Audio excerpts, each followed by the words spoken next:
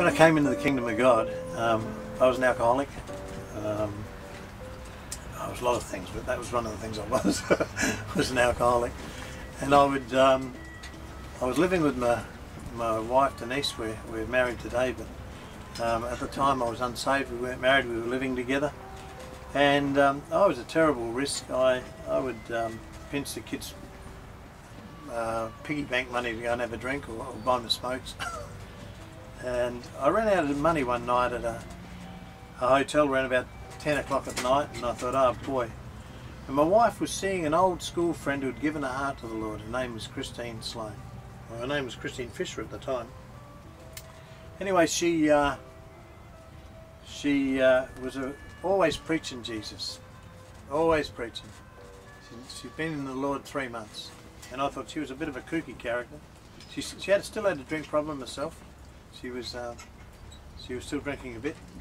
3 months in the Lord, and I thought, Denise is hanging with this girl all the time.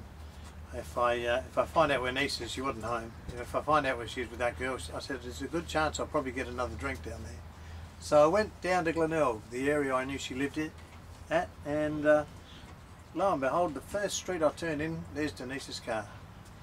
So I went and knocked on the door of the house where the car was parked in front of, and Denise opened the door. She said, "Come in, Raph." And a voice from behind said, "Yeah, come in, Raph, we've been expecting you." And I looked at Denise and I thought, now I know this girl is crazy.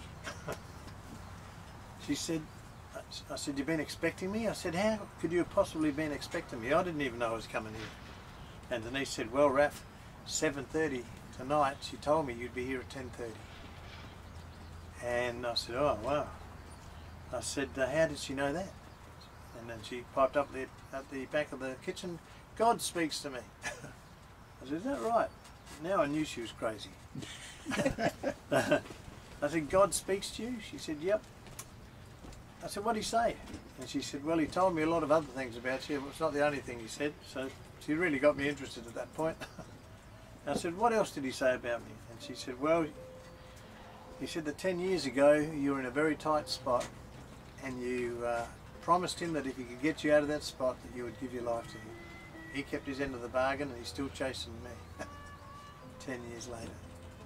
And this girl knew, and she spoke it to me, and it hit me like a ton of bricks, like an arrow went into my heart, just arrested me fully, and I couldn't deny that God was real from that day on. So I gave my heart to Jesus that night through that word of knowledge. And that girl, I owe her so much for being faithful in moving in the gifts, you know. Anyway, this year she's going to be at the tent, which I'm really blessed and grateful for. And I think she's going to bless a lot of people, because she still hears God pretty clear. She's coming from America? Yeah, coming from the States, from Pennsylvania. Wow. And how many years ago was that salvation? Well, we're 29 years in the Lord, so it's 29 years. I hadn't seen her for 18 years before that. After that, then Niece and I went to the States and ended up getting her baptised in the water after that, and encouraging her in lots of areas. She was doing it tough, but the Lord had his servants there for a reason. She's coming to bless us. Yep, and now she's coming here. She's a South Australian girl, been living in the States all that time. Married a German engineer and ended up in Pennsylvania. Fantastic, Lovely girl. Thank you.